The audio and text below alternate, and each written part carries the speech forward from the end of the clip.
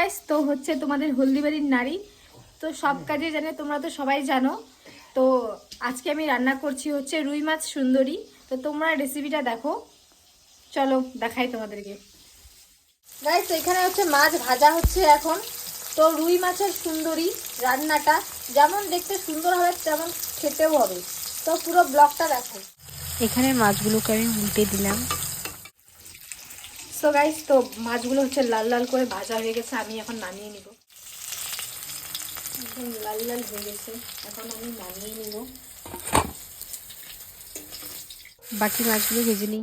চলো তোমাদের মেন মশলা বলি। এখানে হচ্ছে কাজু বাদাম আর কাঁচা লঙ্কার পেস্ট, আর এখানে হচ্ছে পোস্ত বাটা, সর্ষে বাটা, আর এখানে পেঁয়াজ হচ্ছে বেরেস্তা হবে, এটাকে হচ্ছে ভাজতে লাগবে। আমরা হচ্ছে মাছের তেলেই হচ্ছে পেঁয়াজ বেরেস্তাটা ভাজবো, পুরোটাই ভাজবো একদম, এটা বেরেস্তা করে রাখবো। এটা মাছের তেল চাদরটা খুলে নিলাম। আর হচ্ছে আমাদের এদিকে হচ্ছে বেরেস্তা রেডি, লাল লাল হয়ে গেছে, এখন নামিয়ে নিব।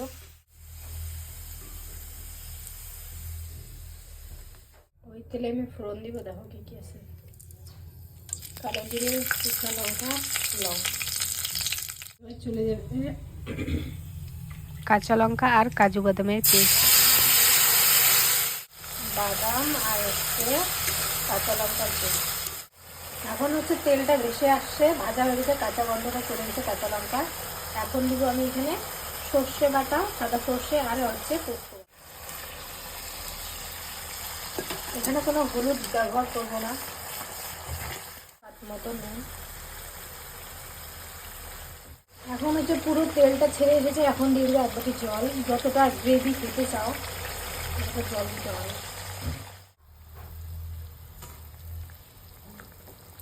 মাছটা দিয়ে এখন ফুটতেছে, আমি এখন পেঁয়াজের যে বেরেস্তাটা রাখছি ওটা হচ্ছে দিব এখন। পেঁয়াজের বেরেস্তা তো এখন হচ্ছে প্রায় হচ্ছে তোমরা যেরকম গ্রেভি হচ্ছে খেতে চাও সেরকম গ্রেভি রাখতে পারো। এবার শেষে হালকা সর্ষে জাস্ট হালকা ভালোটা নাড়িয়ে নিয়ে এটা বাড়িতে দিব। গাইস, এক হাত দিয়ে ভিডিও করতেছি আর এক হাত দিয়ে হচ্ছে মাছ রান্না করলাম, অনেক চাপের কাজ। মাছ আমার ডান। তো